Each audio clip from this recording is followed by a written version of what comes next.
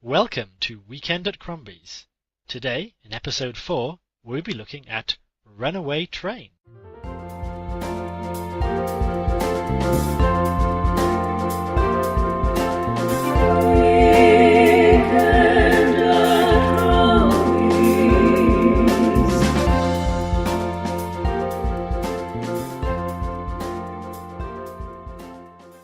Good evening, everybody, or morning, or afternoon, whenever you're listening to this podcast. I realise that you can't listen to this live, or you could, but you would have to be invited to what is currently my boudoir, which is where I'm recording this session with, my name is James Evans, of course, Esquire, with my esteemed podcaster, Mr. Hugh Morgan. Good evening, my name is Hugh. I am at war with the world and everybody in it. And for that reason, he has been exiled to Wales.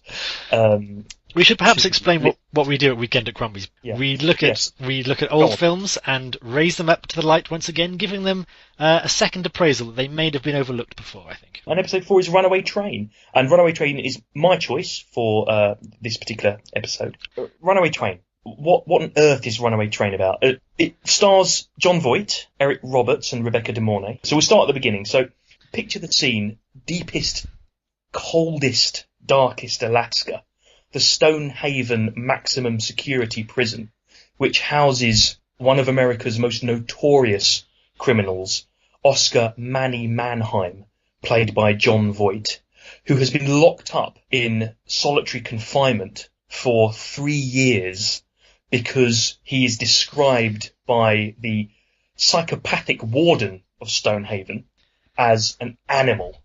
The warden is called Rankin, and he is a psychopath.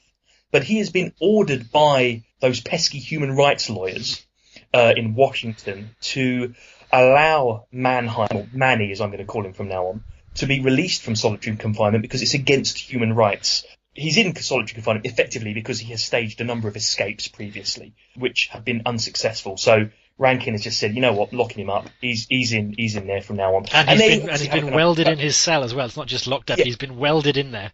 The warden is exactly as you'd expect a 1980s figure of authority to be. He has a moustache. He has a kind of a fairly cheap suit, and he has an unpleasant demeanour. He's vicious as well, isn't he? He is vicious, yeah.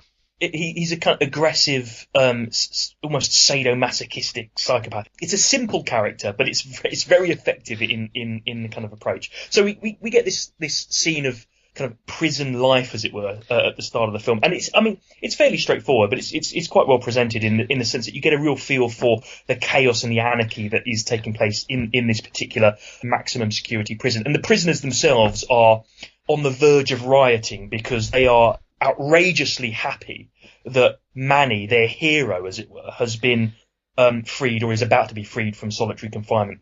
Yeah, we should begin. Our point of view character, both who we see all this, is Eric Roberts, who's Eric Roberts.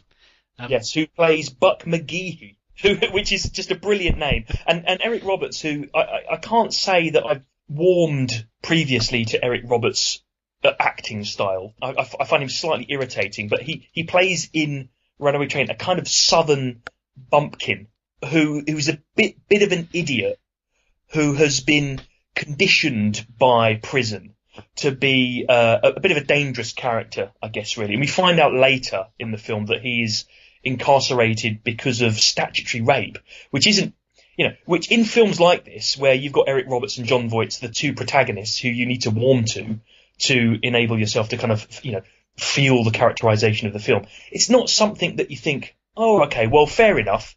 Because I thought that's almost movie language for a nod and a wink. He's not really that guilty because he said something like she was 15 and I was older, and that could be like the system's against him. In real life, it probably should be locked up, but in movie talk, that's kind of like, well, he's this way. This shows that he's not a bad guy. He's not a murderer. He's not an arsonist like that. You're supposed to like Buck McGee and warm to him. Well, I think that's probably the case in the context of the mid-80s. Yeah. I don't think you would get. I think you would much more likely get a character like Buck McGeehee as saying, I'm a violent prisoner is probably more acceptable than someone who's undergone statutory rape nowadays. But in the mid-80s, this was... Well, you say that... It's fairly ripe. Well, I hate to bring up my knowledge of Transformers 4, but in Transformers 4, one of the lead characters you're meant to, I assume, like and get on side with, carries around a card in his wallet that depicts something called the Romeo and Juliet law, which is something along the lines of, if there's only 2 years difference between a boyfriend and girlfriend, it's not... Why, again... It says more about who's the director of the Transformers? Michael Bay. It says more about Michael Bay. It says more about Michael Bay. The fact he feels the need to focus on this a lot rather than a few transforming robots. But again, that's a couple of years old, and that was considered. Let's put this focus on the main character. So I think, regardless of what the real world consequences are, and maybe in a post Weinstein world, this isn't the same. I think that kind of thing is saying this guy's not a bad guy.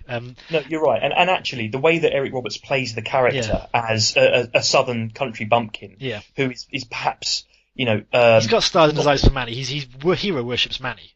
Even though it's established he doesn't know him that well. Because we see him, he's leaping around saying, Manny's going to get free, yippee, Manny's going to get free. And when he actually meets him, Manny doesn't know him. He's like, who's the kid? They've never seen each other. And actually it's because what it does quite well is it sets the scene and shows the Manny character his reputation precedes him. He's held up amongst other prisoners in a very dangerous prison as the icon of the prisoners. He represents them. He is the kind of alpha prisoner, as it were. He doesn't take anything. He isn't an animal per se, but he is a prisoner who is completely anti-establishment, as it were. He's the perfect prisoner for other prisoners. Which is the warden's rationale for being so mean to him. He's saying, if Manny gets the better of me, the prison will be out of control. If I squash Manny, I will crush their morale. Whether that's just his rationale for being a fairly evil warden, or whether he thinks there's some rationale for doing that, that's kind of what the conflict between them, the wider conflict is. This is the soul of the prisoners at stake between these two characters. Yeah, exactly. So what we find is that then Manny is obviously released into the prison itself, and he's met by one of his close friends who they haven't seen obviously for 3 years. His name's Jonah, and he's an old timer within the prison. There's a boxing match of which Eric Roberts' character Buck is the winner of the boxing match, and Manny is in the audience with Jonah, and there's a riotous atmosphere. Everyone's extraordinarily happy that Manny's there. There's a violent, sweaty atmosphere going on, and again, it's very 1980s. It's very raw. It's very on the edge, and it's very well played because you get quite a sense of danger within that particular area, and that there are probably prisoners in that scene, in that area, that have got it in for Manny, and this is exactly what happens. One of the prisoners comes and stabs Manny in the hand. It's quite a brutal scene, and obviously doesn't kill him, but then there's a complete riot, and this particular prisoner rather gruesomely gets his stomach slit open. I mean, it's an 18 film, so there's quite a lot of graphic violence in it. But in the context of the prison, it does make sense. I don't think it's particularly unwarranted, but it does pack a punch when you see it. Manny then erupts with rage at the warden who's looking over this boxing match from the rafters of the particular room itself, and he's shouting at the warden, come on in, come and get me, fight me if you want to fight me, shoot me, he's got a gun. And you really sense this kind of tension between Manny and the warden, Rankin. It's a really intense, it's a really profound hatred of each other that they have. But the way it's staged too, the walkway which the warden and his guards are standing on is very, very high, almost higher than it needs to be. So the warden is really looking down at Manny, and Manny is really having to crane upwards and scream at the warden to have the confrontation. Which, again, is brought back later in the film, but I think it's a very good bookending of Manny and the warden's relationship. Yeah, it is. He's almost like a human panopticon in that. He has absolute sight, absolute control, absolute power over the prisoners. But Manny doesn't allow him to have that power.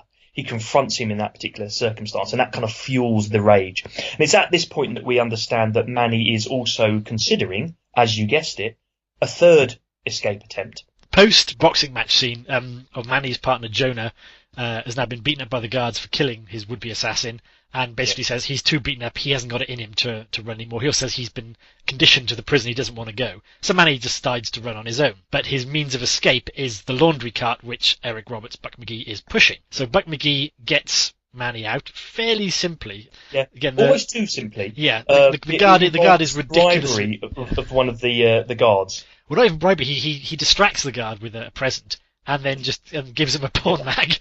Yeah, and that's it. Yeah. That's basically Manny's out then. He just gets wheeled out, And then literally on the spur of the moment, Buck McGee dashes after him and says, Manny, take me with you. You guess Buck McGee's been planning this ever since he met Manny, because he wants to go with him. Again, he hero worships him. So he just says, Manny, take me with you. And Manny...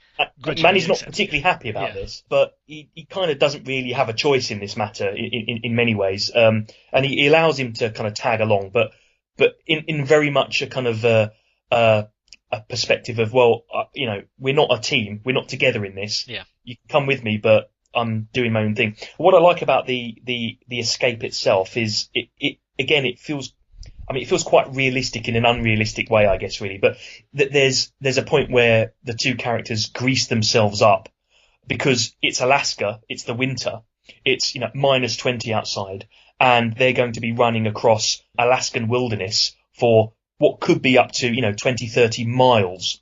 So they're greased up, take their clothes off, they grease up, they put their clothes back on, then they go down into the sewers. And it's not a Hollywood sewer. It's, it's grim, it looks cold, they escape into the wilderness, and it looks cold, and it feels cold. And you really get a sense that they're toughing it out here. They fall into an icy river at one point and go downstream and they get out. I mean, by this point, I'd probably have died.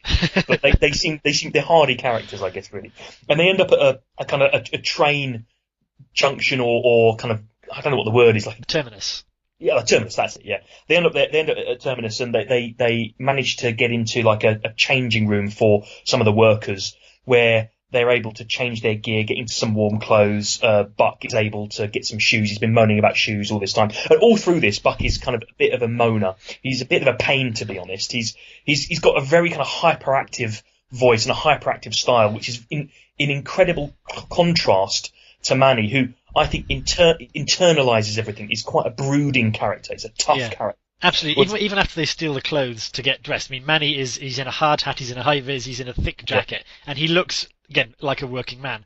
Buck kind of throws on whatever clothes he has, and he's got a pink 80s t-shirt and a scarf on it. He looks like an idiot in borrowed clothes. He does, There's a huge visual contrast. And even though, again, it's funny because you've seen Buck in the boxing ring, he's incredibly well muscled, and he's a young fit man compared to Manny, who is just more like a kind of aging tough guy.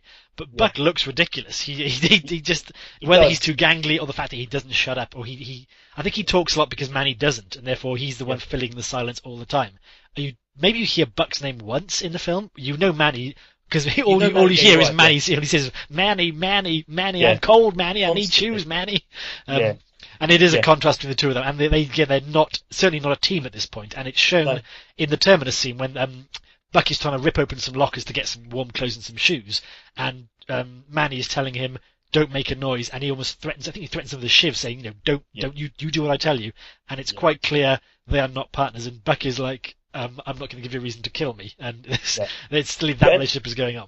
That, I think, is a benefit to the film as well, because at this point you're still not sure how this is going to play out. Manny is unpredictable. He's a proper tough guy, and he is driven purely by one task, and that is to escape. And he doesn't seem to be bothered about Buck at all. If Buck is going to get in the way, he's going to end him. Yeah. Whereas Buck is much more of a, look at us partners, we're on the run, we're doing this, isn't this fun? He takes it a little bit more lightheartedly, perhaps, and that's not what Man is about at all. Yeah. They're in the terminus. But then this film immediately, this is the point where it changes from being a prison break film. Yeah. Because they pick their train, which is a 4-locomotive engine coming on, and the way this train appears, it's the star of the show. It's astonishing, isn't it? It's a cloud of smoke and steam, and then out of it, and the music swells, comes this, good old American iron locomotive, and you just think that's the most beautiful train I've ever seen. It's really well presented.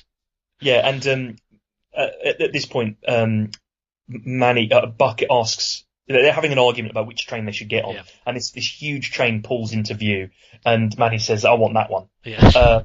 Basically, and then Buck says, well, why? And he says, because it's mine.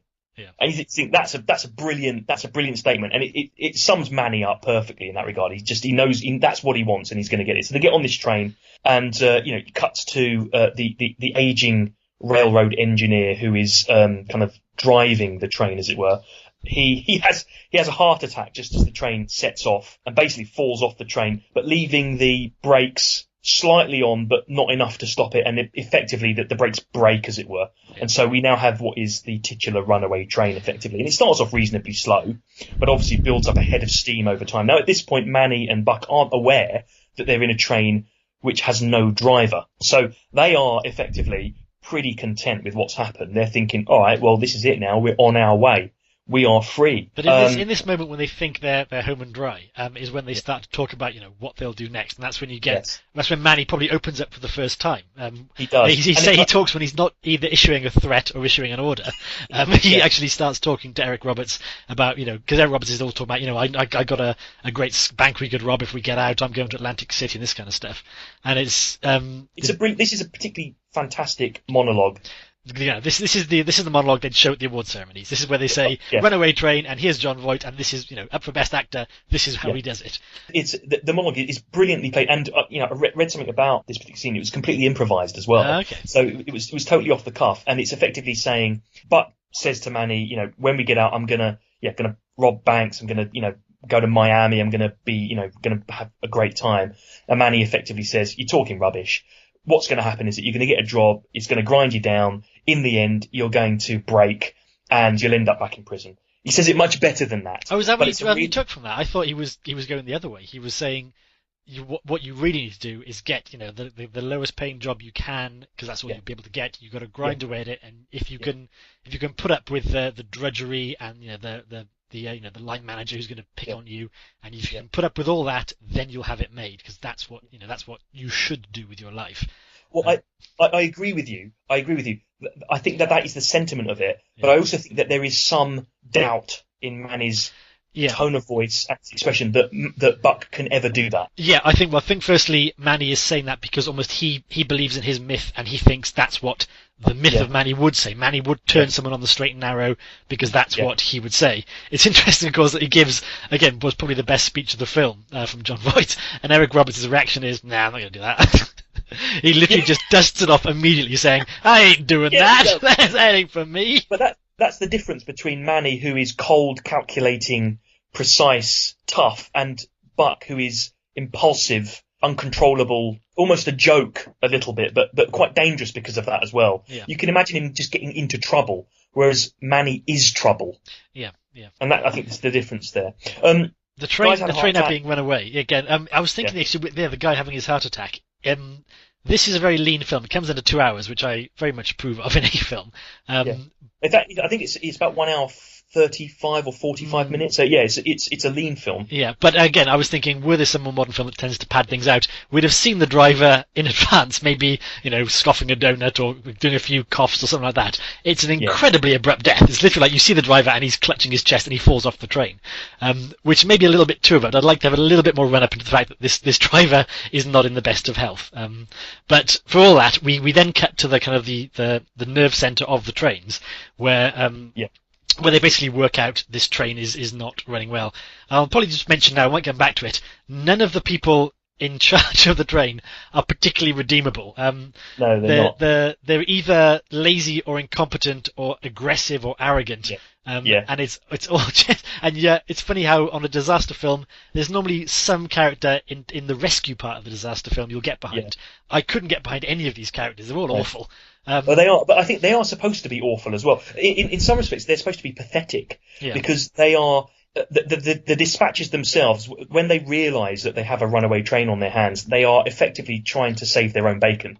They're effectively saying, right, can we? They're either trying to prove that the system that they have, which will move trains off certain tracks at certain points in time, works. So this is Barstow. He's the one who's brought in as the apparent whiz kid that created the computer, which is basically a big board with light bulbs in it. The computer system that can control the trains, and therefore he's confident that all he needs to do is flick his switches, and therefore the train will shunt safely out of the way. He thinks he can move all the trains out of the way of this runaway and give them time to think of something. Yeah, even if in the end that is that the train just crashes somewhere, but that's fine as long as the system works. Yes, and so he's bought into the system. Egotistic in that context. You've got the other character, Dave Prince, who is played by, I can't remember the actor's name, but he's in The Thing T.K. as well. Carter. That's it, T.K. Carter. Yeah, he almost is the comic relief because he's I suppose he plays that kind of mid-80s African-American character, which is a little bit it's kind of stereotypical. It's a little bit over the top. People of colour do not come out well from this film, because there's the only two characters is him and the guard who was so incompetent he didn't notice the laundry cart was full of a prisoner because he was too busy looking at a Playboy mag, and then Tegan Carter also looking at a Playboy mag in his first scene, and basically is the comic relief in generally inappropriate ways. So it's not the most progressive role for Tegan Carter, I would say, but nevertheless, his role is mostly either to panic or to point things out, because he does flip between the two things. Either like he'll point out this bridge is unsafe, or he'll point, or he'll just wander around saying he has some line like I can't lose my job, I ain't got no money, like Michael Jackson, which is of course what would naturally trips off the tongue when you've got a Runaway Train.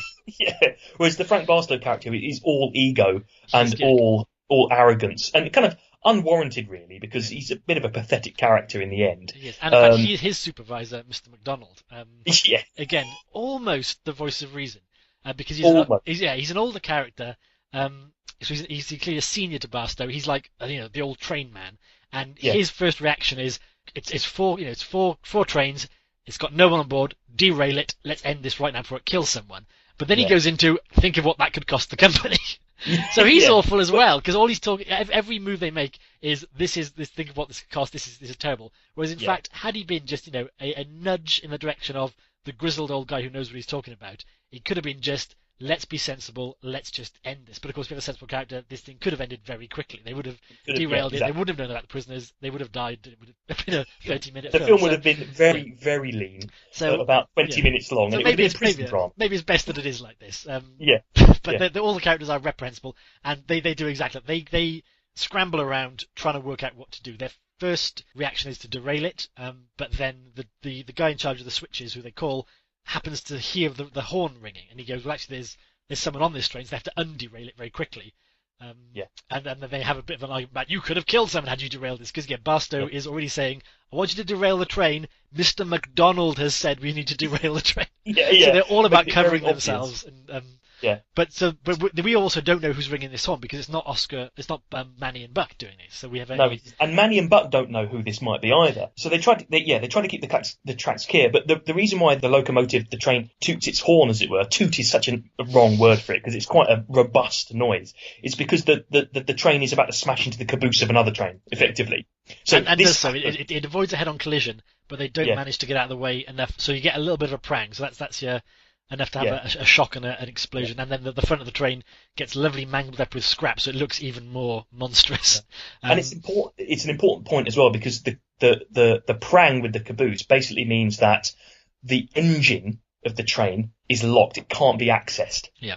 And this also alerts Buck and Manny to the fact that something is not right. So anyway, Barstow cancels the derailment because there's someone on it. At this point, Rankin, the warden, has been aware that Manny and Buck have escaped, what's going on, is, been searching the Alaskan wilderness in a helicopter looking for them. Yeah, this is the funny thing, because this is almost, this is the very much, the Colonel is chasing after Rambo. It is, it is. Yeah. Except that, he's literally now, Barstow is spelling it out for us that they are sides of the same different coin. He's like saying, I know Manny, I know what he'd do, this is what I'd do if I was there. And this is when they find out that there's been some clothes found in this changing room in the terminus. And so therefore Rankin goes to the dispatch centre where he meets Barstow and Eddie McDonald. And this is where we start the conversation. They realise that actually there's people on this runaway train. Oh, hang on a minute. Could it possibly be Manny and Buck? It probably is.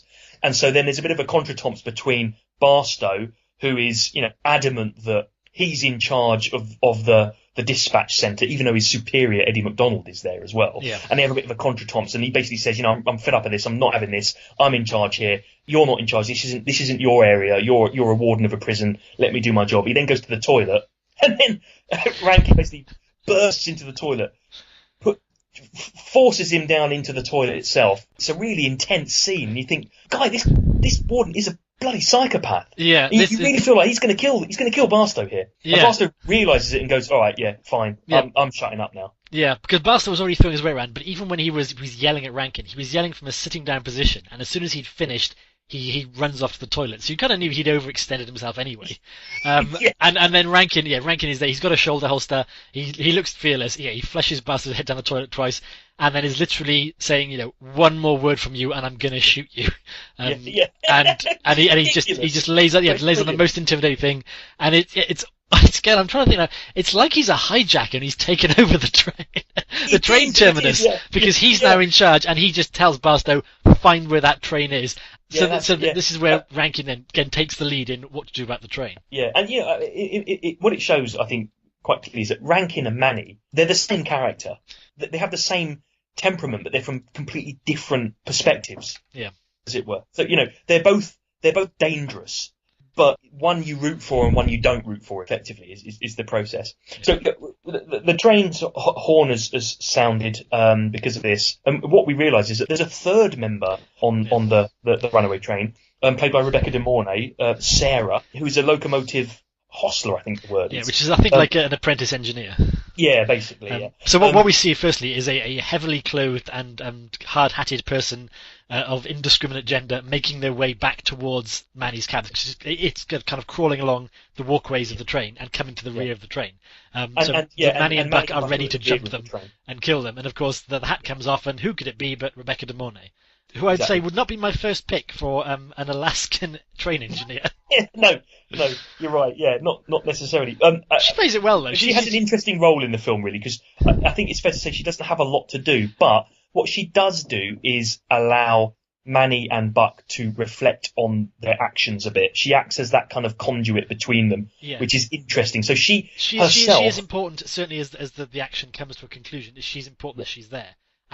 But for the initial part, she's important as someone who knows a little bit about the train, because again, in any disaster movie, you've got to give the characters a number of things to try, and she's the one that comes up with the things to try. She explains why they can't break the train from the rear; they have to go to the front, which is not accessible.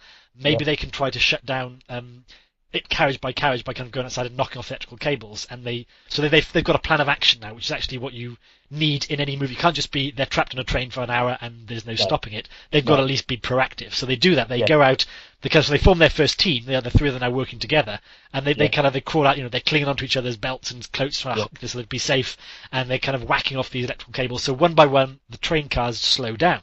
All except for the primary one, which they can't get to, but they've stopped three of them, which means the train has now slowed down to a speed where it won't kill them when they cross the bridge. That's the first obstacle achieved. Yes, exactly. And that happens, and they cross the bridge, and it's a really good scene as well. They cross the bridge, it rattles a bit, some of the kind of awnings come off, but it survives.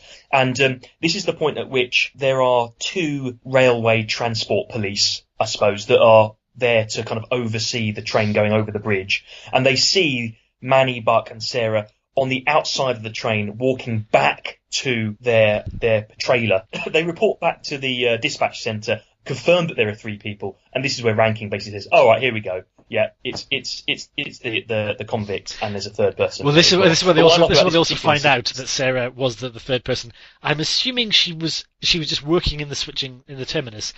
She said she went there for a nap, so she was having a sleep on the train. This is weird. So she wasn't. I suppose it's warmer than being outside in Alaska. Although there was, there was a common room with a fire in it. So you'd think, I don't know, maybe she wanted a private nap, but that's where she got stuck on the train. She wasn't intended to be there, and she doesn't have kind of engineer knowledge to stop it. No. Although once again, having found out there is a train employee on the train, nobody goes, "Oh my God, a colleague of ours is in mortal danger," or "What do we do about Sarah?" Barca literally goes, "Oh my God, there's a woman on the train." As if it wasn't bad enough. A woman's on the train. A woman? Oh, if only there wasn't a woman on the train, we might be able to do something about it. Yeah, well, why does it have to be a woman? She clearly knows nothing about trains. It's Barstow does himself no favours here. No, I know. Well, that's typically 1980s though as well, isn't it? I mean, I don't think you get away with that now, but I don't even know that it's played for laughs. No, it is. It really isn't. Yeah, it's like, oh my God, things couldn't get any worse. Yeah. Exactly, yeah. But so they've got past their first thing. But again, they basically hit a blank when they find there is no walkway to the main engine. And the little door in the front of the second engine, at least the first one, is jammed because of the crash. Yeah. And then basically there's a lot of Buck and Manny are confident they can crack any safe, but they kind of, holler and strain and they just can't get the thing open. So that essentially they've reached an impasse. And this is the point when back at the terminus, they realise this train is heading for a head-on collision now with a passenger train. So clearly Barstow's idea that let's just keep it running on the track and we'll solve the problem isn't going to work. and the only place they can switch it off to leads to a toxic fuel dump or massive chemical plant, which is the corner is too tight, so the train will derail when it hits the plant will blow up, fumes will cover the county, disaster is incurring. So they have to crash it. So they decide they've got to crash it, and I think Sarah then realizes when they switch to a certain terminus, they've been put on a dead end terminus. They've made the decision to kill the train and them on board rather than do anything else, and that is pretty much it now. There is no rescuing the train. It's the train is going to be finished effectively. There's nothing else to do. So in that either those three save themselves, or that's it, because there's no other way around it. So they make another concerted effort to get to the front of the train, and this is where it kind of things do reach a highlight, because Manny reckons he can climb on the outside of this ice-covered tender, jump as this 90-mile-an-hour train onto the first tender, where he can hit the kill switch and stop the train. They pretty much, he hasn't even opened the door, they realise he can't do that. He's got a broken hand, he's got a stabbed hand, and he hasn't got it. But Buck reckons he can do it. He forces Buck to do it almost, doesn't he? Yeah, so kind of suicidal scramble around the outside of the engine. Buck's almost enjoying the idea to be a stand-up guy. He gets his... It's almost like, Sarah is... Whether she's so panicked she thinks he's being brave or just wants him to go out there, she's like saying, "You're such a brave guy," and she's like wrapping a scarf on like he's being dressed for war. Like he gets the good goggles, he gets the gloves, and he's like he's giving himself up to do this. And he even says to Manny before he leaves, "Manny, are we partners now?" Because that's really all he wanted, was Manny to say we're partners. And so he climbs out and he gives it a good go. But he does give it a good go actually. Yeah. And it I think he did about as good as he possibly could do. Yeah. And Manny's cheering him on too. Yeah, it is impossible. And Manny's cheering him on. You can do it. Manny switches from cheering him on when Buck changes his mind and comes back in. Manny refuses to let him back in. Yeah, because he thinks he's failed. Yeah, and is like screaming, "You want to be a tough guy? You do it. You do it." And this is, I think, where we first see the first cracks in Manny, when he's more than just an inspiring figure who thinks you can do anything, and now he's a character saying, "You must go and risk almost certain death because it will benefit me." Exactly. And it takes Sarah to kind of drag Manny away from the door for Buck to get it. Yeah. And Buck is kind of like clinging to the floor saying he can't do it.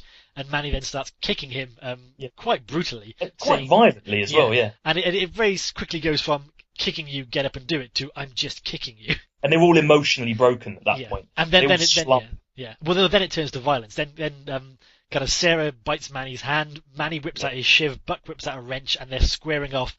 The two of them just saying, "I'm going to kill you, don't make me kill you, I will kill you, don't make me kill you." Even Sarah's on the act, screaming, "Kill him, kill him." And it's almost her final words of killing him when they all stop and think, what the hell are we all doing here? There's a realisation at that point. That is certainly the low point for all of them at this film, because Buck is absolutely broken. He realises his hero, Manny, is not who he thought he'd be.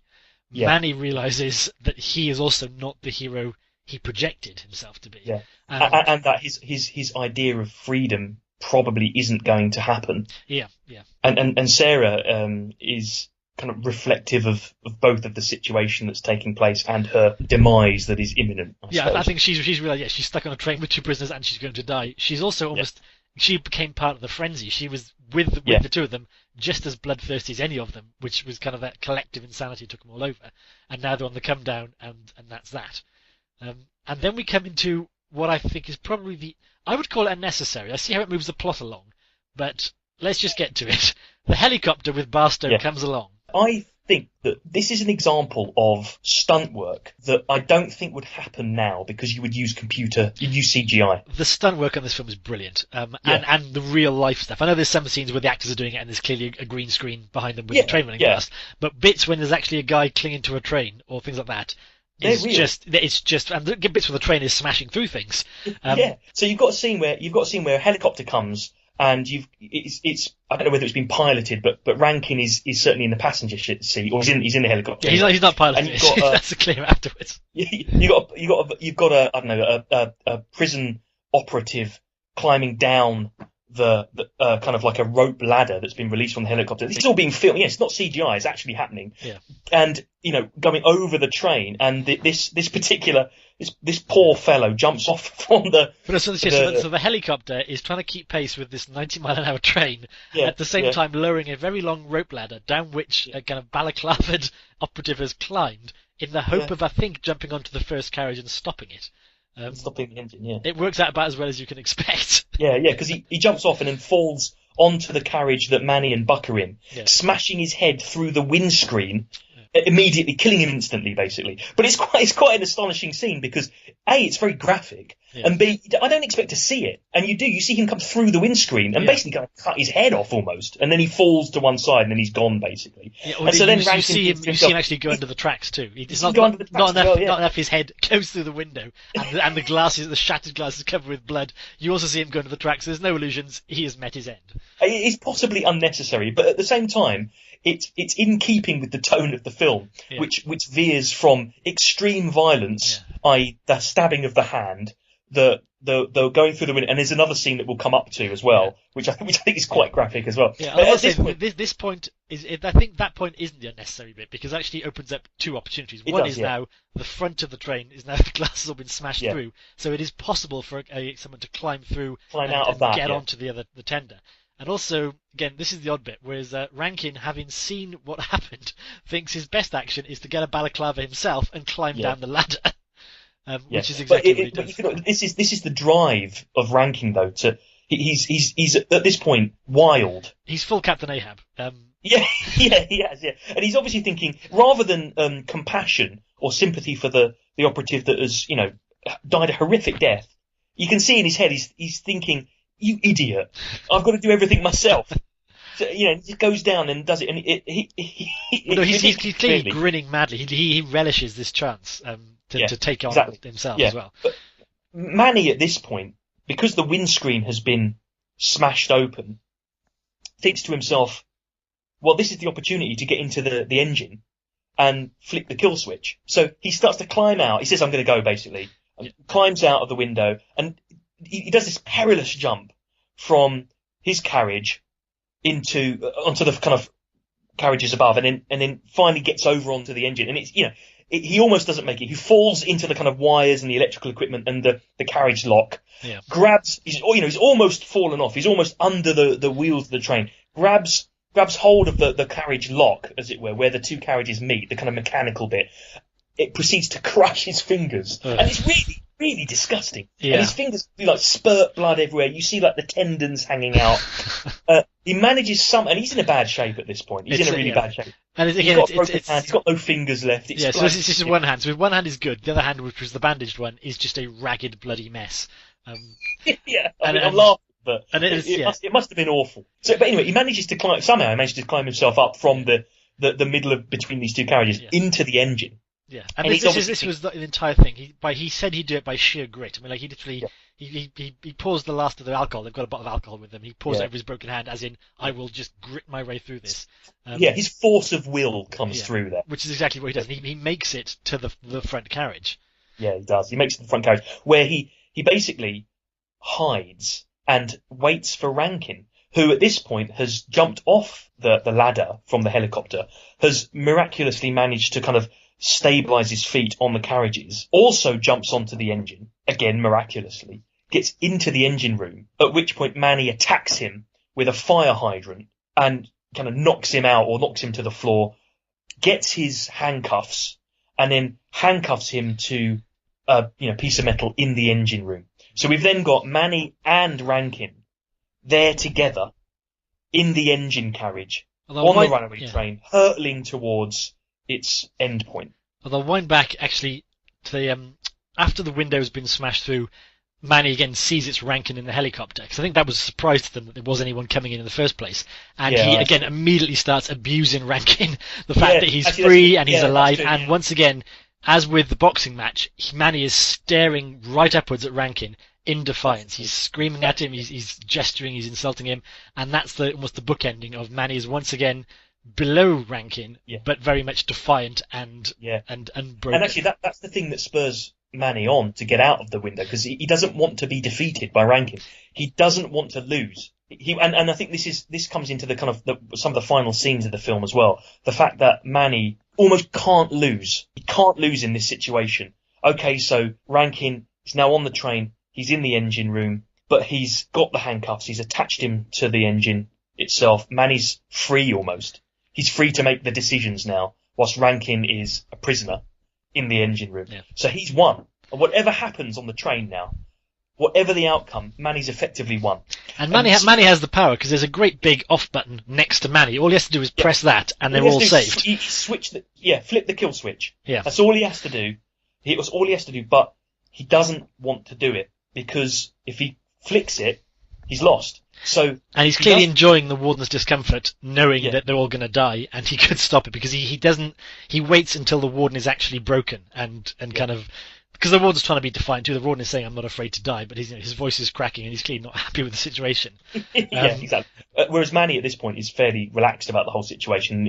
He almost kind of euphoric. He's very calm. He's probably the calmest he's been since he was last when he found him in his cell at the very beginning of the film. He's almost in a trance. In fact, Yeah. he's you can see him. He's accepting of the situation. He's won. He's happy. This is it. And for him, this is freedom. But he's then reminded of Buck and Sarah, because that's Rankin's last attempt to get him to stop the train. Is what about those two? Which is then he goes back and again does a tremendous force of effort to decouple the train and send them. And of course, again, Buck and Sarah, who've basically been clinging to each other, knowing they're going to die, then realise Manny has survived and has done this for them. Again, there's an emotional thing. Buck is crying out to Manny to stop the train, to save himself, not to die. Yeah. Sarah kind of more perceptive and realises Manny knows what he wants to do. So then, having saved those two and again doomed the warden and himself, Manny then just climbs to the top of the train and surfs it into oblivion. And it's an absolute, for me anyway, it's a brilliant ending. Yeah. And it packs, I think, quite an emotional punch as well, because the scene is he's on top of the train, he's staggering on top of the train, but he's a force of nature. It's he comes out of it very authoritative. He's made the decision, he's accepting of that decision. And you don't see a close up. It's filmed from a distance with him on the train and the train going into you don't see the train crash specifically. It's just it goes off into the white. And again, it's because Manny is on top of the train, obviously the slipstream.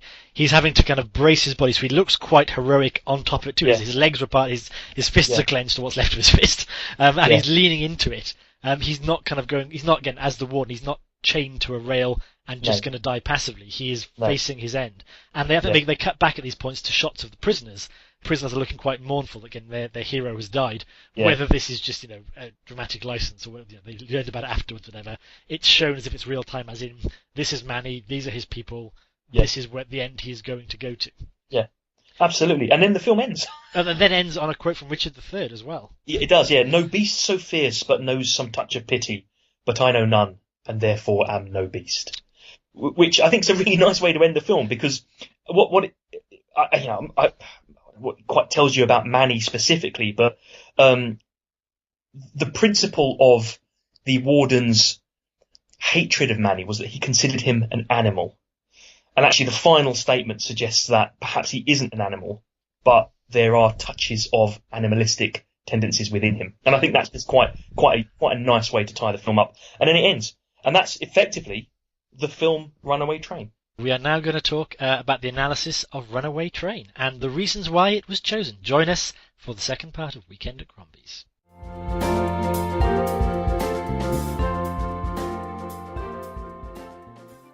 Welcome back. We will now discuss the reason why this film was chosen and look into any thematic analysis. James, could you tell us why you chose Runaway Train? Yeah, so as Hugh says, this was my choice for this month's Weekend at Crombie's. I saw Runaway Train many years ago. I can't recall exactly when. Probably would have been in, I don't know, it would have been in the 90s, I'm assuming. And I thought at that time it was an exceptional action film, at which point it fell completely from my consciousness and I'd never heard about it again. And it doesn't seem to have the reputation or the love that other action films from the 80s have of that kind of ilk, that kind of very tough action film approach. So I'm thinking of films like Die Hard, for example, which is, a very 80s film, a very tough guy film, but is beloved by many. Whereas Runaway Train, for whatever reason, is the equal of Die Hard with regards to things like stunt work, characterization, a kind of force of nature in the type of film, the thrilling aspect of it, the edge of the seat style work.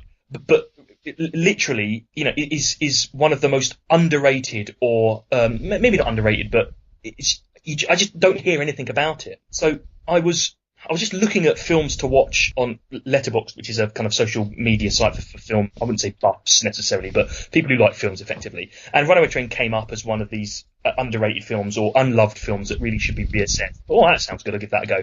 So that's why I chose it effectively. And yeah, I mean, it also ticks a number of boxes for Weekend at Crombie's, in the sense that it's a film that I don't think we are going to get a lot of people listening about just because of the film itself. It is of it. That's our target audience. Yeah. How many people can we drive away with films they've never heard of? It's very much of its time. It could only have been made in the 80s, and it feels like a perfectly 1980s film as well. I'm going to question a few of those things when we get to analysis, but let's put a pin in that. I remember those things you said. And for me, there was a lot to talk about with it, so I thought, let's give it a go. Let's watch that. And I think it's certainly a choice I'm pleased I made, if I can speak English. And there was a lot in it, I thought. Thematically, I think there's a lot in it as well. At face value, it's a relatively straightforward actioner where the reasonably straightforward setup is well done, but it's effectively a prison drama, which then morphs into a disaster film, as you mentioned earlier, Hugh, of which the plot points are, very similar to a lot of other type of disaster movies, a lot of other type of action films, but which I think the virtue of the film is pushed up a little bit because of the focus on the characterization, particularly of Manny and Buck, and particularly of Manny, actually, who I think is a fantastic action protagonist. Certainly up there for me with some of the most memorable action protagonists that I can think of. And if it isn't Jon Voight's best performance, and he's made a fair few very well-known films, I'd be surprised if he's done better than in this film particularly. So there's that aspect of it. I think that there are really strong themes of freedom or self-agency and kind of fighting against the wild, and fighting against yourself in many respects as well. There's a lot of contrasts in the film between the warden's psychopathic nature and Manny's psychopathic nature, which are reflected, they're mirrored with each other, which I think is really interesting as well. It's a film which I think exposes very well the raw nature of some of the kind of insular style of characterization, particularly with Manny as well. He's a very inward-looking individual, but as the film goes on, you realise that he has ferocious determinism, but he's not a good character, and he's not a bad character. There are no heroes in this film, but you still root for the protagonist. And for me personally, I particularly was rooting for Manny all the way through it. He's a character I love in many ways, not because I like him as an individual, but because his character arc stays reasonably straightforward, but he's always interesting, and I wanted him to succeed in this film so badly, and that's why there's an investment in the film. I think with characters, it doesn't matter if they're morally good or bad. If they're driven and good at what they do and interesting, you're generally on their side of the, in terms of the movie. I think Manny definitely falls into that position. He is all those things. And very interesting to watch. Well, let's look at the things. I'd pick it up firstly. Let's go back to what you said about being a very 1980s film. So this didn't make money in the box office. I think it certainly flopped. It was a flop. Yeah, it didn't make money. And to be honest, looking at it in that context, I'm not surprised. No, I'm not either. I agree with you. This was 1985, and if you look at the other films and the other action films around, basically, if it wasn't a sci-fi movie or if it wasn't a cop movie, I don't think it got made. You're talking about the Die Hard, the Lethal Weapons, or the Aliens, or the Predators, or anything that involved a muscular Eastern European man or an all-American cop. Those were the films that were being successful, and they all, all those 80s films. I enjoy a lot of them, but they were all of a style. And the wall of the style is very different to this style. This style, again, you said it was a very 80s film. It felt like it could be made in the 70s. It was very earthy. The dialogue was improvised, so it had that naturalistic feel to it. There was no redeeming features, so it felt morally ambivalent. It had a good score, but it didn't have that kind of resounding score that you'd get with No, an it 80s film. It had a score that... Yeah, to me, you're it felt right. like The Freight score Train. doesn't drive the film. Yeah. In the same way that the score drove a lot of what happened with Quigley Down Under, for example. Yes. It's a very different film. Again, that was like score late is 80s. very much secondary. Yeah. So this, to me, didn't feel like an 80s film, and I can easily see... I don't know whether it had production issues when it came out late, or had this been pre-blockbuster film, it might have had a better audience. Well, that's a very interesting point that you make there, Hugh, actually, because although there weren't production issues with the film itself when it was being made, initially the film is based on, the script is based on an Akira Kurosawa script. Obviously. I'd love to see that film. Yeah, Seven Samurai, Yojimbo, Rashomon, etc., etc. Yeah. And it was a Kurosawa script of which he was going to direct, and it was going to be his first non-Japanese film. Okay. His first American film. And it was basically it was all set up. He was signed on to direct it, but they couldn't get financing. They couldn't get funding for the film, and this was in the late 70s and early 80s. Okay. So, coupled with that, he fell ill, couldn't travel outside of Japan, so it was basically not scrapped, but shelved for a number of years until Canon, the production company, very I'd say very famous, very idiosyncratic production company, popular in the 80s and early 90s, came on board with some financing. They reworked the script a little bit to make it much more of an actioner rather than a kind of philosophical musings on what it means to be free and what it means to be a convict, as it were. Yeah. Although it still retains some of that element to it. Yeah. It became much more of a prison break, train, disaster movie, that kind of stuff. Yeah. Although I personally do think that the Kurosawa influence in it does make a difference to how we see this film, because I wouldn't say there's a lightness of touch, but there's certainly a philosophical drive to the film. I think that final scene alone could easily be Kurosawa with them. Yeah, and so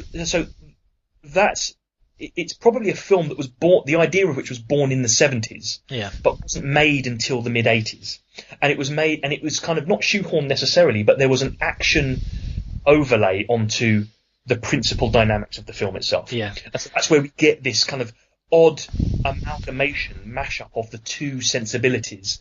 The more sophisticated, be the wrong word, but the more sensitive musings and philosophical ideas within the film, although they're quite hidden, but they do come up. Yeah, and a full-blown stunt work of top-notch, extravagant action film, which is quite brutal. It would definitely be a very different film if Kurosawa had made it. And it might also have been an exceptional film if Kurosawa had made it, but I don't necessarily think it would have been a better film. Well, see, I think talk about the action laid onto it. I do feel that Rankin's last-minute helicopter action was put in there, and I see what you mean. You get the confrontation between him and Manny at the end. You get, he kills them both. I feel it didn't need that. I thought, firstly, it was an incredible choice of Rankin to make. He's put himself in mortal peril. I know he's driven and all that kind of stuff, but that was a big step for his character to do. Secondly, it is quite a remarkable thing to happen in a film that has been mostly centered in reality. The train is going at a certain speed. The characters can do what they can do. To helicopter in is a big thing. And also, it felt like they weren't confident in Manny's victory, just freeing, Buck and Sarah and then standing on the train to his death. That was kind of his victory. It felt like they say, we've got to give you a very tangible victory over your arch enemy as well. And so let's put that in too. So the fact that the warden helicoptered in, which, I don't know, I can see he's driven, I can see he's a counterpoint to Manny, but also at the beginning he was saying to Manny, I don't get my hands dirty, I'm not going to face you off. And maybe Manny drove him to this end. It's still a remarkable jump for that character to make, and also almost changes the ending for Manny. Manny's not just choosing to end it on his terms, he's also choosing to kill the warden too, and I don't know. I get what you're saying. I disagree with you, I think, a little bit there. And the reason why I disagree is because I think that you're right. At the start, the warden says, I'm not going to get my hands dirty, but etc., etc. But I think that shows the hypocrisy of the characters, because in the end, the warden can't help himself but to get his hands dirty because he is driven mad by Manny. Equally, Manny is a hypocrite. He's a complex moral character. They both are complex moral characters. Yeah. Manny, at points in the film, in the carriage with Buck, describes what you need to do to make it. If you can muckle down, if you can grind out a job minimum wage and not fall apart, That's what you've got to do. Equally, he spurs Buck to go out of the carriage, and then when he can't get to the engine, he castigates him, he violently beats him. So there's contradictions and hypocrisies within them. Yeah. And I think what that shows is that they are both driven by a particular need, and that particular need is control and power to a certain extent. But for Manny, who doesn't have that power, ultimately that need is about choice, and it's about freedom, and he makes the choice to effectively murder Rankin, the warden. And I think he would always do that because when it comes down to it, he is a contradictory, hypocritical character. Yeah. He's not a character that I think is he's not a good person. He's not the hero of the film. He's the anti-hero of the film. The baddie is Rankin, absolutely. Yeah. The other baddie is Manny. And because of that, there's no easy way out. And I didn't want the ending of the film to be Manny creates this kind of heroic aspect. I needed him to be flawed. Okay. That's a good point. I still needed him to be flawed, and I loved him more for that. Yeah, I know. I have no problem with Manny choosing to kill the warden once he's in his power. That seemed very much in character. It was more the fact the warden had been sort of artificially presented to Manny to have that power over him. And it was almost like, maybe if they hadn't done the helicopter, they could put the warden on a checkpoint, and Manny chose to smash the train into the checkpoint rather than stop it to kill the warden. It's like sometimes the arch villain has to be put in a situation where he wouldn't normally be, so the anti-hero, the hero, can kill them. That's right. Whereas actually, for me, the film and the story was strong enough that it could have just been about Manny, grits his way forward to the front of the train, then chooses not to stop it. He frees Buck and Sarah because he has a flash of he has to help them. But even though when he gets across, that's not his first priority. His first priority isn't to stop the train and save them all. No. It's to get the warden, and that's very much in character of Manny. It is, yeah. I think Manny's a very consistent character. I think the film represents him very consistently in that context. Maybe less so for the warden, but the warden is almost a cartoon villain. And I mean, he's very brutal. It's not cartoonish, but he's very extreme. Yeah, whereas I would say if anyone fits in, subtlety to Manny, I think. If anyone fits in the 1980s, it's the warden actually, because if you think about, basically, the warden could be the principal of the Breakfast Club. Again, I said he could be the guy chasing down Rambo. He is that authoritarian figure. They normally have like a tweed jacket and a moustache. Yeah. They exercise what petty authority they have, and they're utterly ruthless and vindictive about it. And that's very 1980s. It is very 1980s, yeah. There are a couple of things I want to just kind of focus on a little bit. They're less thematic, but more how I think the film worked for me personally. Okay. So the first one is the fact that I do consider Runaway Train. It is a superior action movie, irrespective of any of the kind of subtleties of characterization. It has to work as an action film, and it does. I think it really does work as an action film. And I think part of that is that the action sequences in the film are genuinely stunning. They are real. They are on set, as it were. I know there are a couple of green screen situations, but it still creates a sense of danger. But a lot of the stunts, certainly, I don't know whether it's true or not, they seem to be there and then happening as the train is moving in the real world, in the wilderness, in Alaska, or wherever it was that they filmed it. Yeah.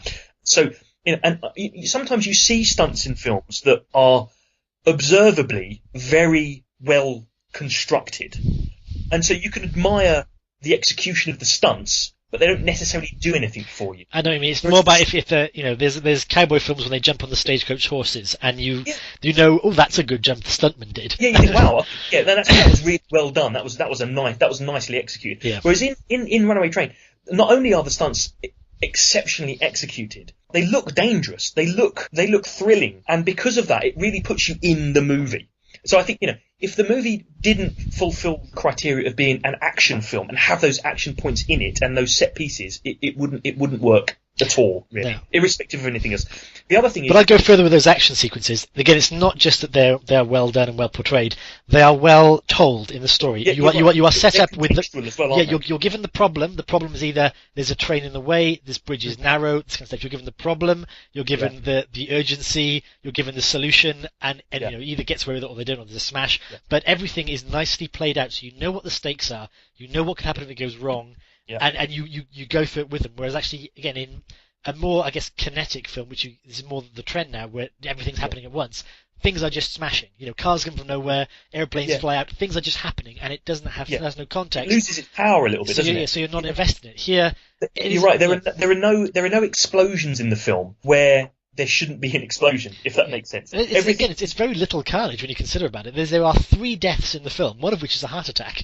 You get the prison stabbing, the heart attack, and the helicopter guy, who is really the only action death of the thing. There's there's only actually one crash. The rear end of a caboose. Yeah, and the bridge gets wobbled. And yet it's a very tense film. It builds tension too. Everyone's saying how dangerous it is. You feel it. And I will say again, as a general point, Runaway Trains do make for very good disaster movies because they have the problems. They're difficult to stop. It's not like, again, in Speed where you have a bus. The train is gonna keep on going. It escalates the problem. It's getting faster. It has new problems even when you solve the old problems. The extra things keep coming in the way, and it's a constant mounting tension. And they're heavy as well, so you get a feel for the mechanical nature of those, especially those big American trains. Yeah. If that train crashed, it's going to cause damage. Yeah. You really get a feel for the kind of corporeality of the train itself, the feel of the actual train. It's heft. Yeah. And you're right. There aren't that many big scenes in it, but simply someone walking on the outside of the train on the railings when it's going really fast in the snow looks incredibly dangerous. Yeah. And it's just done really well. Yeah. But I really like that about it. I mean, the cinematography too, actually, to come on to the snow. Very often, and I'm thinking about other things that either green screen throw snow or throw snowflakes in front of the camera. Yeah. For a movie that's 80% blizzard, it's very visual. You get a lot from it, even when the train is racing through a lot of a snowstorm. You never lose vision of what's happening or what's going on. Well, and again, the train, as we said, is portrayed beautifully. When this train is on its final destination and it's racing through the blizzard, it looks, again, it still looks fantastic. It does. And you mentioned that it's 80% blizzard, but the other 20% is filmed very confinedly in a carriage, of which there isn't a lot. It's John Voight, Eric Roberts, and Rebecca De Mornay, and for most of it, it's John Voight and Eric Roberts only, and their interplay is really good. It's a prison, and it's a dispatch centre, and that's effectively it. Yeah. And in those 3 environments, you create quite a really effective interplay of characterization, action, and development. So I was going to go on to say that the second element of the reason why it really works for me was that what makes it more than just a superior action movie, though, for me, is that there's the dynamics between Manny and Buck and Manny and Rankin are really cleverly done, and I think that they are really effectively done. So part of the kind of scariness of Manny is that he's clever. He's not a dumbass. He's not a country bumpkin like Buck. He's intelligent, and he's certainly intelligent enough to understand that the situation that they're in is effectively desperate. Yeah. That's it. They're done. And he's caught then. He's caught in this physical carriage, this trap where he can't get out of physically. And he's also caught in this kind of metaphysical trap, which is he's escaped, but he's still not free. And I really love that thematic element of it. And, you see the not the mood swings, but the kind of the tonal shifts in Manny's building up a rapport with Buck, but only then to kind of completely retract and castigate him and then build it up again and retract. And in the end, it becomes about him and he can't almost cope with it. And I think that works really well. And the final aspect, I actually think, just on top of that as well, the De Mornay character, if you look at it just at face value, if you look at her character face value, she doesn't do much in the film, I don't think. But without her, you don't get that interplay between John Voight and Eric Roberts to the extent that you need it. She acts as that kind of counterbalance, that fulcrum between the two of them, which I think works quite nicely. So it adds that frisson of excitement in that area as well. Well, we haven't mentioned, again, this is probably the most revealing speech Manny makes, apart from the one he initially gives to Buck, is when they're all fighting, and because she is, unlike Buck, who hero worships Manny and is now heartbroken, she thinks she sees him for what he is, again, this animal, and she does scream at him, "You're an animal," and Manny just looks at him and goes, "No, I'm worse, I'm human." And brilliant, that's really brilliant, exactly. I'm worse, I'm human. And again, you came back to the fact that he's often compared to an animal by the warden. The Shakespeare quote comes back to "Animals feel pity, I'm no animal." It is, again, that Manny is just this force of will, of human will. He's not a beast who's acting on instinct. He's going against his survival instinct. He's driving himself forward, again, for his own character. And the third aspect of the film, which I think raises it as well, is for me the ending. I know that you have perhaps some issues with the ending, but I find it quite astonishing in its emotional impact. I found it a very. I'll be honest and say I think it's probably the perfect ending to the film. It's not the perfect ending. It's not the best ending to a film I've ever seen, but it is perfect for this film. The image of Manny on the train, his force of will, forcing himself through to his end, to his own demise. It's not a speech. It's not scripted. It's not a confrontation. And I mean the very end, when the train, rides into oblivion. It's a scene. It's a picture. And and then with the quote from Shakespeare that comes up, I think that just ties it up really nicely. No, it really ties up all of the strands of the film in what is effectively a 30-second scene. I think it's just brilliantly done. I think it's fantastic. Interestingly, again, it would have been more expensive and dangerous to do the crash scene or to have a conclusion to it. Yeah. And so in many ways, that's the simple. Easier to do that. No, in many ways, that's a simple solution: is just show it going off into the thing. But it's also, maybe it was by necessity, but it's an inspired ending. It's really not how films usually end. It isn't. But it is brilliant. To wind back, I've just had my inspiration now. His name's Oscar Mannheim. His name's Manny. They keep maybe this is a clue to the fact he's human. He's not an animal. They keep on. He's constantly referred to as a man. But that was my clue into the script. And I think I agree with everything you said there. I think it's an action film that was in its wrong time. I think that's why it missed its audience. Again, it's why it's quite a good idea Weekend at Crombie's to visit things 30 years later, because you can see them afresh. Because if you'd not told me, if I didn't recognise the actors and didn't tell me who this was, I would have said this is probably a late 70s film. It has that kind of feel to it. You're right, actually. And when you look back on a film 30 years later, I know you said it's a film that was made in the wrong time, but looking back 30 years later, it doesn't matter when it was made. Yeah. Because it stands on its own. Yeah. One thematic thing that's not a big part of the theme, and I think is unintentional. It's very odd. I had to check when it was made and check my dates, but I think this is right. When it comes to the end, again, you get back to the terminus. The guys, let's assume they're just trying to distract themselves because they know the train's going to crash. They know people are going to die. McDonald is making paperclip chains, and Rankin and Barstow is just staring at the telly. They're both a bit glum. I assume it's just because they're both sad rather than just callous. But Barstow is kind of lamenting, we had all this technology, why didn't it work? I don't understand it. But he's doing this while staring at the telly that's talking about a space shuttle. It's showing a launch of a space shuttle that's going into space. And I'm guessing this is pre-Challenger disaster. It's about a year before the Challenger, so it must have been made 2 years before. Yeah. I mean, that would be a thematic theme. It's like, no matter what you prepare for, things go wrong. I think the idea is meant to be, look, they can do it. They planned out the space shuttle. They've got this technology. Why couldn't we without? But actually, in a post-Challenger era, it in works hindsight, much better. In retrospect, it's a slightly more melancholy statement, actually, isn't it? Yeah, that's really good. Yeah, actually, that's true. I hadn't twigged that. One thing I also wanted to add is the distribution production company, the Cannon Group. Okay. I don't know how much you know about Cannon, but I recognise their symbol on the 80s film. Yeah, the symbol. Yeah.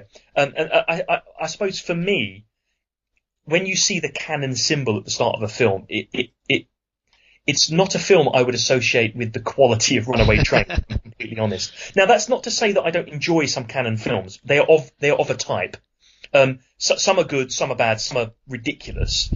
So I find it interesting that Runaway Train could be made by the Cannon Group, and it's effectively an action film from the mid-80s that was originally scripted by Akira Kurosawa, of which both Jon Voight and Eric Roberts, Hugh, were nominated for Best Actor at the Oscars and Best Supporting Actor at the Oscars. And it was also nominated for Best Editing at the Oscars in 1986 as well. That film was made, that it was even made, and yet it was. And it's really good. Yeah. So I find out, I will read out a couple of other, I say a couple, there's quite a few here. I'll read out a couple of other Cannon film titles, okay? Go on. And we'll get, and actually, when you read Runaway Train itself, sounds like it could be within this canon, as it were, and it makes me want to maybe watch some of these Cannon films because maybe we're missing something here. So, okay. The Texas Chainsaw Massacre 2, Life Force, Bloodsport, Cobra with Sylvester Stallone. I remember Cobra. Yeah. Superman 4, Just Superman 4. The really bad one. Masters of the Universe. The really good one. Over the Top, again with Sylvester Stallone. Death Wish 3. Cyborg with Jean-Claude Van Damme. Ninja 3. American Ninja. Chuck Norris in Missing in Action. 52 Pickup. And one more which I thought was quite funny. Schizoid. So we've got, King Solomon's Mines. American Ninja 2. Yeah. But so who knows? There's just a load of weird stuff there. In and amongst that is Runaway Train and Jean-Luc Godard's King Lear. So Cannon have a really eclectic range of films that they're making. I don't quite know what's going on, but it makes me want to revisit the canon a bit more, see if there are any other, perhaps, Weekend at Crombie's. Given that I really enjoyed Runaway Train, I may have to veto Texas Chainsaw Massacre 2. Yeah, exactly. I might enjoy Exterminator 2 in the same way. Alien from LA, Kiss Kiss Kiss. That's what it's called. I think it might be Triple X rather than Kiss Kiss Kiss. I don't think anything that would do Texas Bloodsport would have a film about Alien Kiss Kiss Kiss. Texas Bloodsport. Even better, Canon. Let's just combine Canon film titles. Death Cobra 2, The Quest for Peace. King Lear's Death Warranty. Anyway. Yeah, so there we go. So props to Canon for making a very, very diverse and eclectic array of films. Well done, Canon.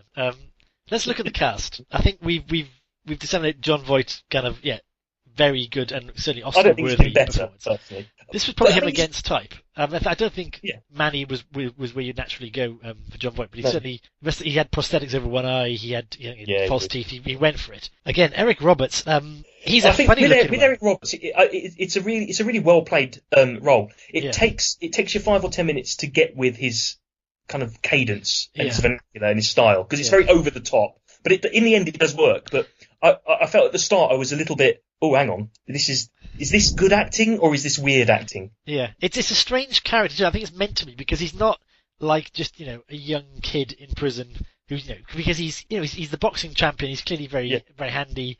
He gets climbing this wall, so he's very fit. But he's all kind of gangly and sinuous at the same time. He never seems to quite sit properly. He can't even put a t-shirt on properly. Everything he does is awkward. And I think that's quite a nice, again, with a brilliant contrast to Manny, who is always in control. Exactly. Yeah. Buck is basically his stream of consciousness, and he's very open. And Manny is the opposite. And it's interesting. Again, it's I think Eric Roberts falls into the Ben Mendelsohn role of he's a lot better when he gets old, because he doesn't. His young face doesn't really suit him. He's clearly a 50-year-old waiting to come out. He needs some crack on him. Yeah, definitely. Yeah. I do find it odd though that Eric Roberts. I mean, he was in this. What else has he been in? Even I can't remember. Batman 2. Yeah, okay. But like nowadays he's just in straight to video. Straight to video films. There's TV stuff too. I mean, he plays mostly just creepy, intimidating characters. Yeah, I don't know. He's not an actor that I would have assumed would have received an Oscar nomination. But I'm glad he did, because he's good in the film. He's good in it. Yeah. Rebecca De Mornay, again, I mentioned, is not what you'd think is your first pick for the Alaskan engineer. And again, I checked her career history. This is post Risky Business, which I'd guess would be her first. A couple of years after that. Yeah. So I'm assuming she chose this role to kind of get away from playing kind of the glamour model. And also, she would have been a reasonably big star at this time, and she has a significant secondary role. It's interesting. I don't know. Again, she plays it well. It's an interesting role to just have in that mix. She's mostly just a damsel in distress. I know she adds a necessary third part to the dynamic, but she's mostly just terrified or getting threatened by them or that kind of stuff. And there are 4 women in the movie. One is Rebecca De Mornay. The other one is, I think, a receptionist who never talks but looks shocked. She does lots of holding her head in her hands. And the other 2 women she's very glamorous and buxom. Yeah. And the other 2 women are in porn mags, and that's the entire female representation of this movie. Which I guess it's centered around Manny and Buck. It is actually, now I think about Buck, is also a very masculine name too. This is clearly making no bones about it. This is a man's movie. Very about much masculinity. But you are right about the Rebecca De Mornay, though. I suppose in some respects, I think she's both quite important for the dynamic of the relationship between Oscar and Buck. But equally, if she wasn't in the film, I mean, there would have to have been some different plot development points but it wouldn't have made a huge amount of difference. Well, I think it's important that she is in their final fight. She adds a dynamic to their final confrontation when it all breaks down. I'm just thinking about again Rebecca De Mornay's character. She's even with the Alaskan gear on and the grease on her face. She's still quite fine boned. Got the crystalline blue eyes. She still looks like Milady de Winter on a train. she does not come across as this is someone whose job it is to work engines day in day out. So that's that with that. I will say as casting, and this is apparently now common knowledge on IMDb and what have you, but I want to claim this. Let it say for the record, I spotted this whilst watching it. Okay. One of the extras in the film is Danny Trejo.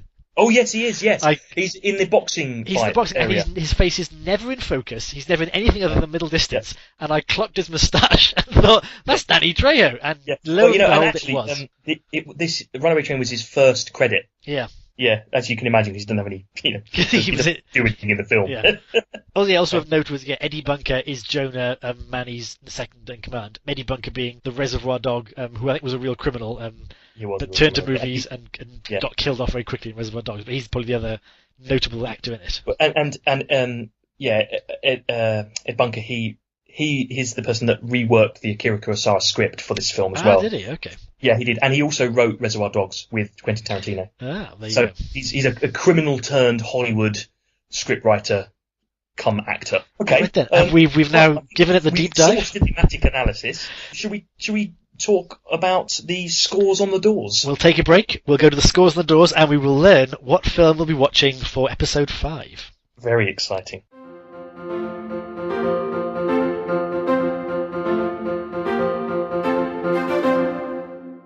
Welcome back to Weekend at Crombie's, episode 4, Runaway Train, as we've discussed at length, may I add, again, once more, despite protestations before we started the recording that we would cut the plot synopsis down to less than an hour. I don't think we had much confidence we'd do that this time. There was very little discussion about how we'd cut it down. Yeah, we just accept it now, don't we? And we assume our listener accepts it as well. We are long form podcasting, and I think you buckle up for that when you log on to Weekend at Crombie's, as I imagine not many people have. So we move on to the scores, the disembodied Crombie heads. What are we going to give Runaway Train? So I chose the film, so I give the first score on the door. So, Runaway Train. 1 out of 5 floating Crombie heads, we should say. 1 out of 5, yeah. 5 being... Half marks not allowed. Not allowed. 5 disembodied Crombie heads, obviously being the pinnacle of cinematic viewing. 1 being Phantom Paradise. Oh, that's still sore, isn't it? Yeah, I still can't quite understand that score, but there we go. Runaway Train, for me, it's a superior action film. We've discussed the themes.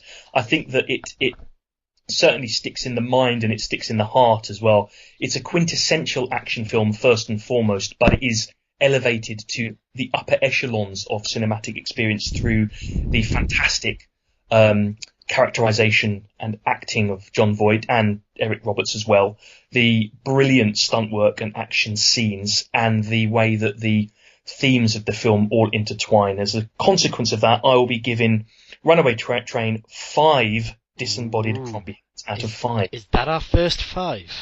It is our first 5. Our first 5. Well, that's a lot to live up to. Okay. Is it my turn now? Yeah. It is indeed, Hugh. Okay. Will you please tell me what your score for Runaway Train is? Okay. Again, I can give it a spoiler. It's not 1. We can avoid that controversy. If you'd have given it 1 star, you know what? I don't know. That would be the end of Weekend at Crombie's, I think. Yeah, it might be for the drama, but no. It's a very good action movie.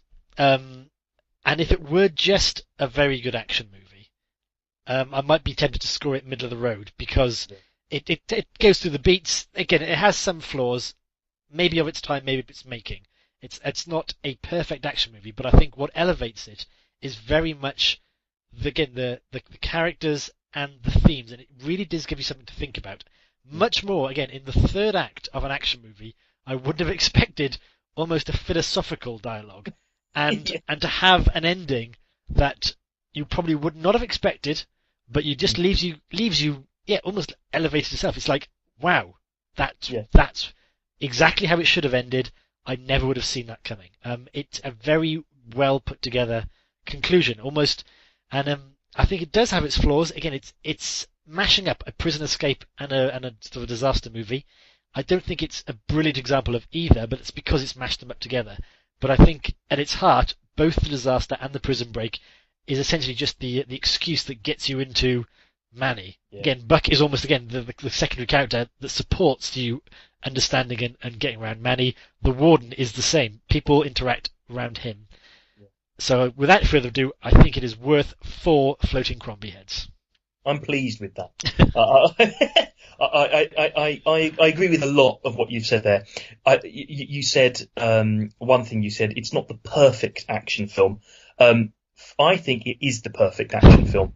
Having said you agree with me, you've just picked on the one thing you disagree with. I agree with most of what you said. This is the one thing you don't agree. Okay. I don't think it's flawless, certainly, but that doesn't mean that I shouldn't give it 5 disembodied Crombie heads. Absolutely not.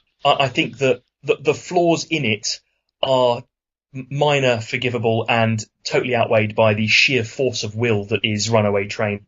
It's my favourite action film, actually. I can't think of a better action film that I've ever seen. And, that is high praise. Have you seen American Ninja 2? I've seen American Ninja 4. Well, by that point it had gone commercial, it had lost its edge. Yeah, exactly. So, but high praise for the film. That's a 9 out of 10 overall then, I think. That is our current leader, I think, in the floating Crombie heads. Well then, good pick. Thank you very much indeed. Now, I am extravagantly excited. I've broken out into a sweat. And at the announcement of Weekend at Crombie's 5, what film are we going to be deep diving, shining a light upon in May, Hugh? Please reveal. Okay. Again, I thought long and hard about this, and essentially the choice I went to was the film that's been playing around in my head. I've drawn up a list of ones I want to see, and one of them just got stuck in a reel, and I got thinking about it more and more. So, well, good. That's as good a reason as any. Indeed. So the film we will be looking at next month will be Too Late, the Hero. What is that? You've never heard of it? Good. That's a good start. I've never heard of it. Too Late, the Hero. It's a 1970 Robert Aldrich movie set in World War II, starring Michael Caine and Cliff Robertson. Okay. Too Late, the Hero. Right. I can hear you typing away furiously. You probably won't find it on Netflix. I'm going to have to lend you the DVD of it. But that's the movie I've picked. We will take a look at it next month. Fantastic. Well, I look forward to that, Hugh. Thank you very much indeed for your time and your very insightful assessment of Runaway Train. Thank you, James, for selecting Runaway Train. I'm glad I saw it. And we'll regale you with tales of Too Late, the Hero in May. Until then, evening all. Enjoy your weekend at Crombie's. Weekend at Crombie's. That was quite a professional end.